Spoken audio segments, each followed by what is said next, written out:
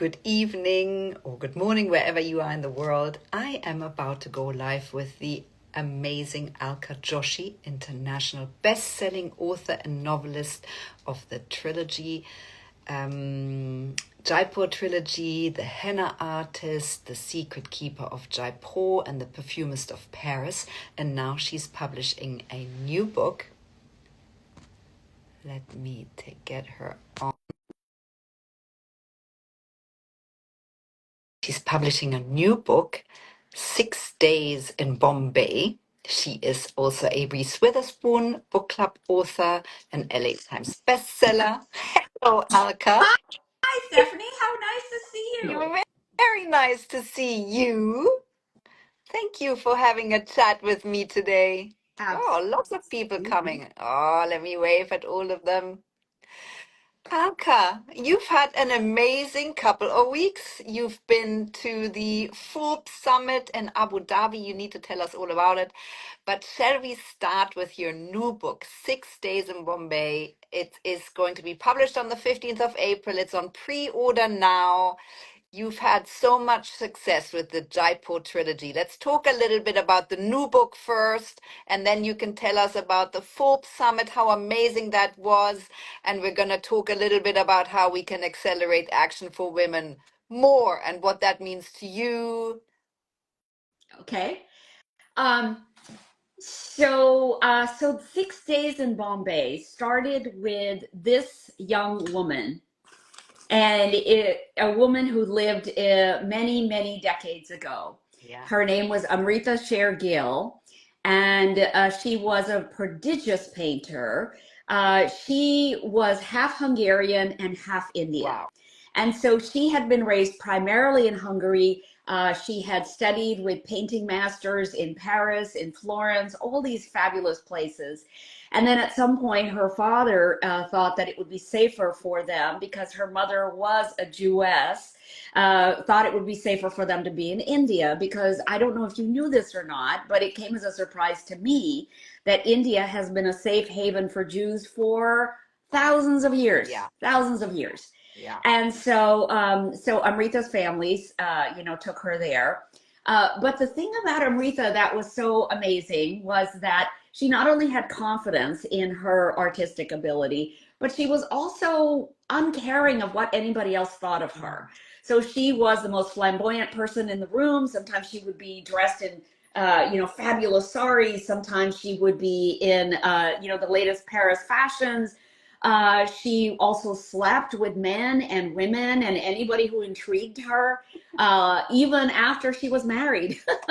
And so she had this sort of devil may care attitude that I think is really intriguing to me, because I wish I were somebody who could just, follow my bliss and just do whatever it is I wanted to do without caring about what other people think. And I think there's so few people like that in this world. And Amrita was one of those.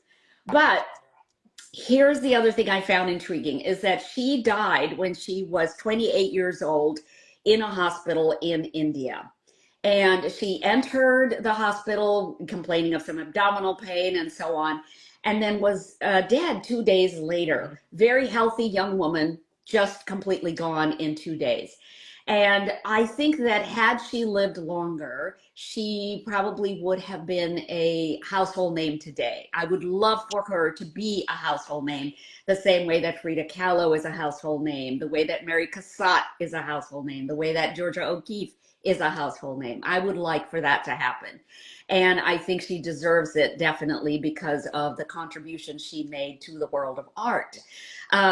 So I decided to write a book based on her life. And the most intriguing part that I wanted to explore was, how did a young woman so healthy, so confident, so in this world, how did she die? All the information that is available about her doesn't make this clear. There's all kind of presuppositions. So I thought, wouldn't it be fascinating if the young woman who's taking care of her in the hospital in India somehow gets privileged knowledge about how this young woman died. And maybe she gets that knowledge by following the young woman's footsteps throughout Europe. Now I have to figure out how would this happen? How would this nurse be allowed to do something like that? And I thought, well, what if the painter, who is the patient at the hospital, what if the painter bequeaths her paintings Mm. with the idea that she is to deliver those to this painter's former friends and lovers, because she had so many lovers. And so I thought, okay, now that makes for a very interesting premise, and let me see how far that would go. And then I was thinking, okay, so how would these two women connect? Like, what is it about the two of them, a patient and a nurse, that would connect the two of them? Well, the patient is half European and half Indian. Yeah. What if the nurse herself was also half Indian and half European? Mm. And so they connect on this sort of dual identity level. The difference between them is that the painter is very comfortable with her dual identity. She can shift very easily back and forth. But the nurse is not comfortable with her identity because she is half Indian and half British. Now, the British East India Company made it very clear to all their employees that they would be favorably looked upon if they formed alliances with Indian women and had children who were half and half, because somehow it would allow the East India Company to infiltrate the community of Indians a lot faster if there were some of the progeny who were half and half, and also progeny who would understand both languages. So this is how this nurse came about. She came about from one of those alliances between her Indian mother and her British father. And part of what happened is that the British father left, as so many Britishers did. Once they were no longer needed in India to work, they went back to their families, their original families, their home counties, all of that. And they left these progeny behind. And the progeny came to be known as Anglo-Indians. The nurse is an Anglo-Indian who, of course, has some issues with her parentage, has some issues with this father who left her behind at the age of 3 years old with her mother. And so this all of a sudden now, this is like making for a very intriguing home life also, and this whole other side of the Indian diaspora that is half Indian and half something else that I thought was really interesting to explore. So this is what happens in the book. This nurse is going to travel all over Europe, tracing the footsteps of this deceased painter to try to see if she can piece together the painter's life and also why the painter died at such a young age. And she must have, and this friendship that they must have struck up in the hospital must have given her the courage to actually do that, because she was obviously half English, half Indian, but grew up in India. And I'm sure that story, all the things that you wove together, will make for an amazing story and non-put downable read. These beautiful sweeping stories that you tell so beautifully, where you always satisfy all of our senses, right? Because it's about reading, but really the way you describe things, we hear things, we see things, we smell things, we feel like we're really in it. And that's why you are such a celebrated writer, Alka. And so we all can't wait for, and there are so many messages here. I can't really read even all of them, but there is a lot of messages of people joining us in this live saying, we love you, Alka, and we Oh, love your book. So that's really nice.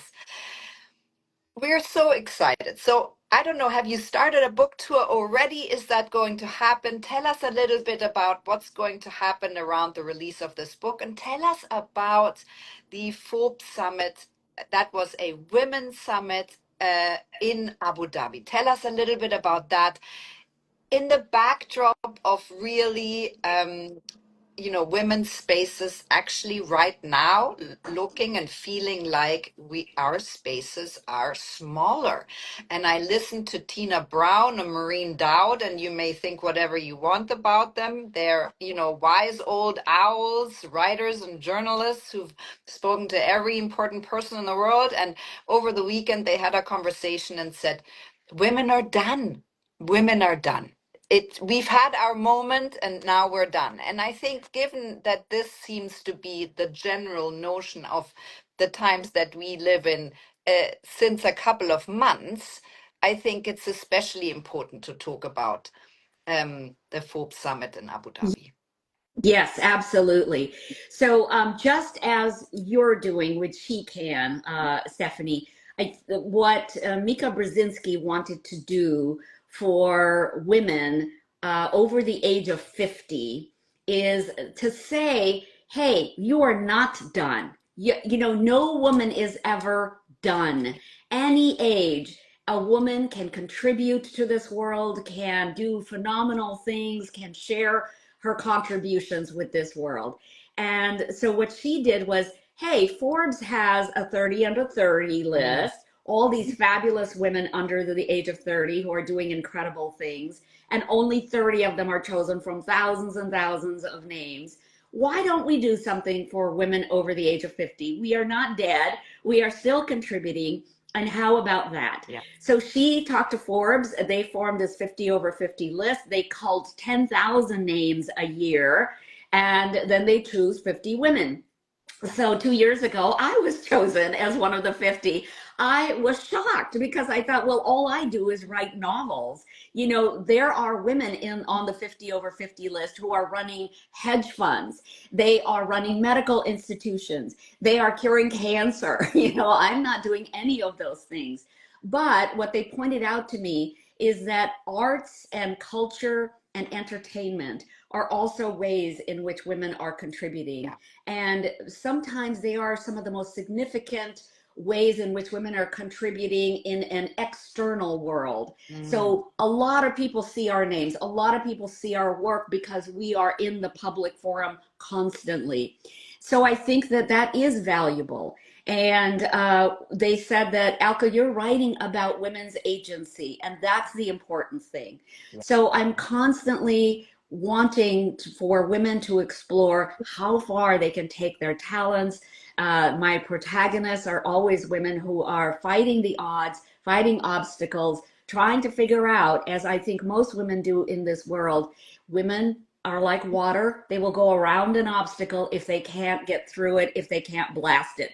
Men would be prone to blast a rock in their way, right? Yeah. But women have this unique ability to go around obstacles in a very indirect manner and still accomplish what they need to accomplish. And that's what my protagonists are really experts at. So that's what I always try to do. So the summit is something where they are combining the 30 under 30 list with the 50 over 50 list. And so we have this group of women who are under 30 and a group of women who are over 50. And we are on panels. We are discussing all kinds of things about women's agency and about our financial health, about our physical health, all kinds of things that I think, help us all grow. So it was a phenomenal summit in that. It was very high level, really high level. Like, I think it's the most high level thing I have ever attended in my life, never expecting to go to anything like this. And there were, not only was Mika Brzezinski there, but also Huma Abedin, who is her vice chair for the 50 over 50 list, and Maggie McGrath, who is the chairwoman or the senior editor of Forbes Women, and puts all of these kinds of lists together. So it was an incredible opportunity to be with such high-powered women, all of whom are very grateful for whatever they can learn from each other. I thought, oh, these under 30s, they're going to think we're old hat. What do we have to impart to them? I was surprised at how many of them came up to me after my presentations and said, I learned so much. There are some nuggets that I'm going to take away with me and use forever. Amazing. Alka, what an incredible jet fuel, right? That really puts the agency that you have supercharges this. And I think this is how we have to see these times. These are extraordinary times, and we have to take all our purposes much more seriously, Yes. even than before, supercharge them, use that as fuel, and turn it into something where we are impactful. Um, you said that earlier, follow your bliss. And that's exactly what you do for us, the readers, right? You give us the chance to escape our lives for whatever, however many hours a day or a week, or however much people have the time to read. And you make us escape into worlds that aren't our own. We learn a lot. We learn about your heroines that are always incredibly portrayed, and really show this agency of women who are freeing themselves from societal expectations and patriarchal structures and, family hierarchies, etc. pp. And you do that in such a beautifully female way, where you portray these characters that use every tool in the toolbox to achieve what they find in pursuance of their purpose. Right. Alka, what do you feel? How could we accelerate action together? What does it mean for you? I think for me, it means being able to speak authentically about my journey and the journey of my characters, and that they are not perfect. And I think sometimes we make the mistake of thinking that we can't tell people about our accomplishments if we are not perfect, Mhm. if we haven't done everything absolutely to 100%. But nobody can claim that. We all make mistakes and we learn from those mistakes. I learned a long time ago that in baseball, a really good batting average is 1 in 3. So for every 3 hits, if you hit the ball once, you're doing really well, like exceptionally well. And most people can't even make that mark. We're talking about professional baseball players who play, for years and years and years to get to these levels. But women, I think we hold ourselves to such a high standard that somehow we think that we need to be 100% in every single arena of our life, and we don't. Yeah. We can set examples for people in whatever arena of life we are excelling in, and maybe not 100%, but whatever it is that we have learned in that arena, we can share with Yeah. others. I was just at a writer's retreat this last week, and there were 25 women there. And I told them about this journey that took me 10 years to write that first novel and to get it published. And so many of them came up to me afterwards and they said, "Oh, I was about to give up because I have spent 2 years doing this, or I spent 4 years doing this. And I'm thinking, if I'm not there yet, then I have not succeeded." And this is the mistake that I think Maureen O'Dowd is making. I think this is the mistake that Tina is making by saying that our time is over. No, I just think we've had a setback. It is a normal setback. We always have setbacks. Women have had setbacks through the ages, but then we will take a few steps forward. Just watch us. We will take a few steps forward, and we just have to keep plugging away at what we do best, which is to go around obstacles that are in our path. Yeah. Alka, and how can we strengthen this sisterhood that we should be having, right? We should always have this attitude of trying to understand, trying to accept, even if we agree to disagree on certain issues, and always have this notion of, I got your back. In the end, I got your back, right? So we shouldn't have women voting for something that ultimately harms other women, which is where we are right now. We have total abortion bans. We have women dying on the hand of other women voting for someone. So these are quite extreme scenarios. How can we strengthen the way that we can work together and the way we can live together, and to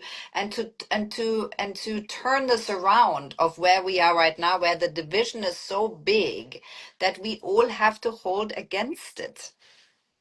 I think that what we can do is present our points of view in a way that other people can hear it.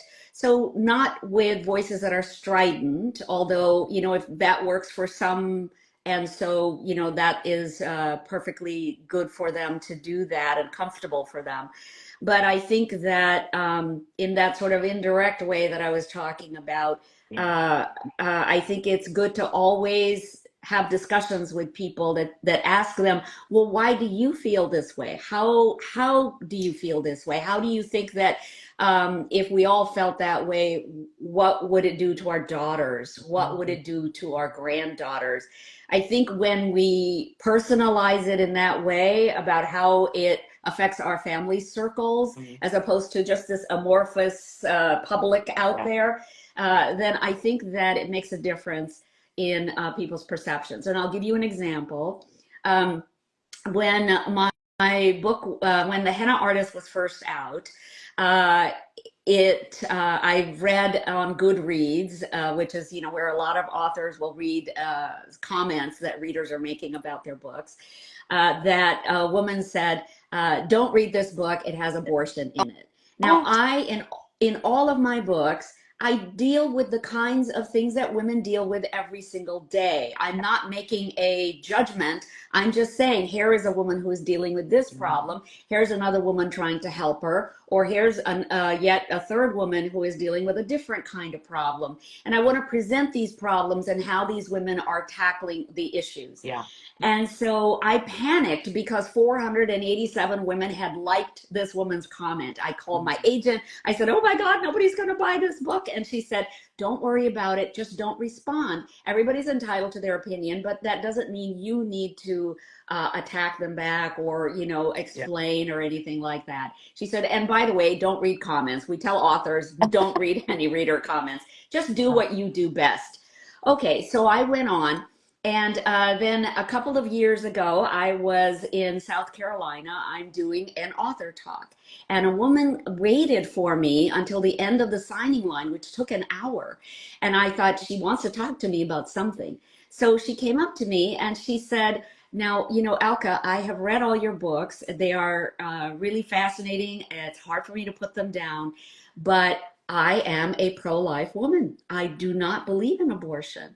But here is what I will say. Your books have given me a broader understanding of why a woman would choose this option."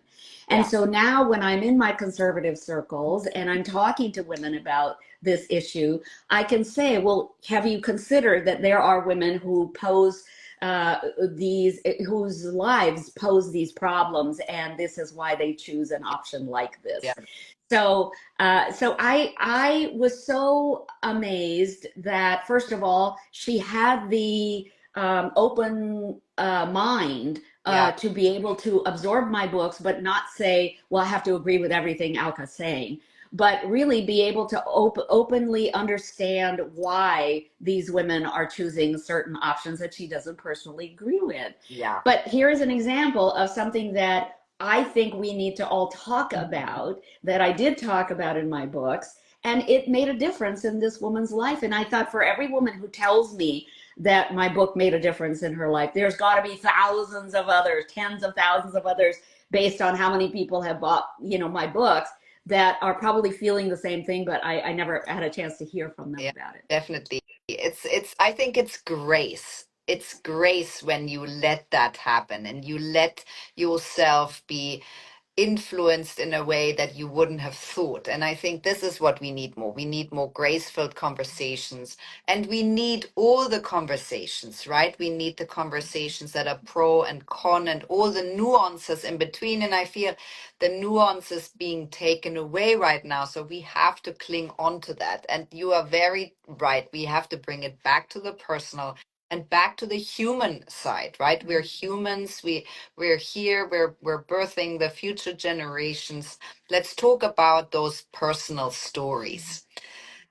Alka, you're such a leader because you lead in a beautiful way, publishing your novels, going around, doing writers' retreats, influencing writers everywhere. How do you feel you lead? What kind of a leader are you and do you want to be?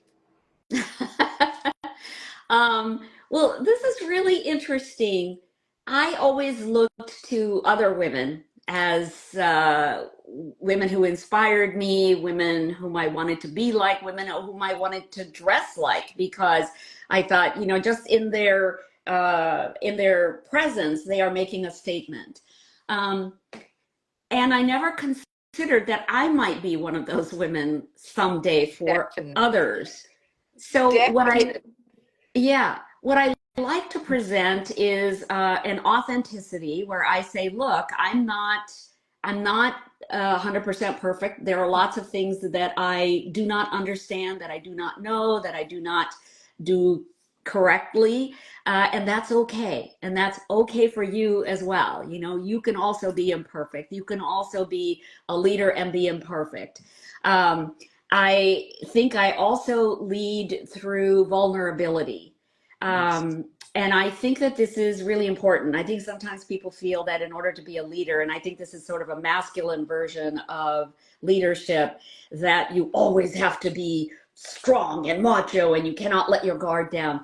I think it's okay to let your guard down. I think those are the most powerful moments of Yeah. connection with other women. When I let my guard down and I go, you know what, that really you know, touched me, or that really hurt me, or that is an experience which I learned something from because it was painful for me.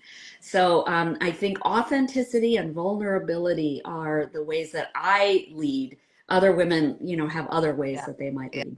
Yeah. Well, it's a very powerful way of leading, and we are so grateful that you're doing it the way you're doing it, because it's so uh, um, receivable.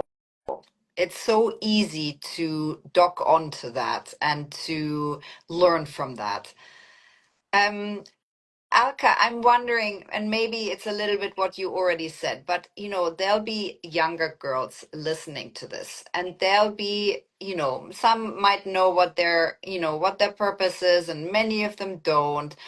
What tips can you give them to feel more heard and seen, and to, you know, to then ultimately find their ways and their purposes? Okay, number one, I would say do not expect perfection of yourself.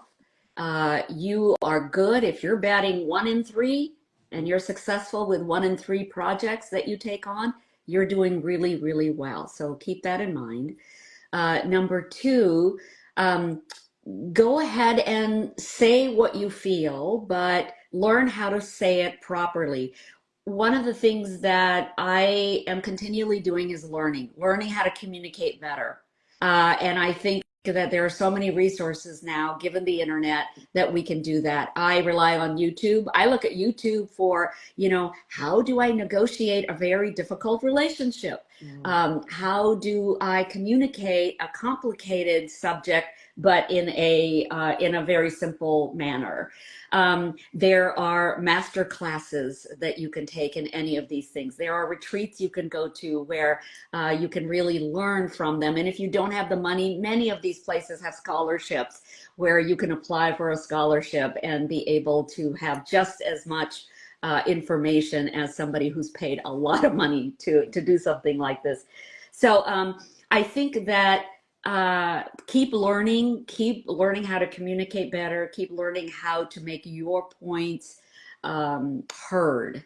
I think that that's one of the most important things. You know, in my 20s and 30s, I didn't know how to do any of this stuff. In my 20s and 30s, I knew how to present to a C-suite, but there was so much I didn't understand that was happening behind the scenes.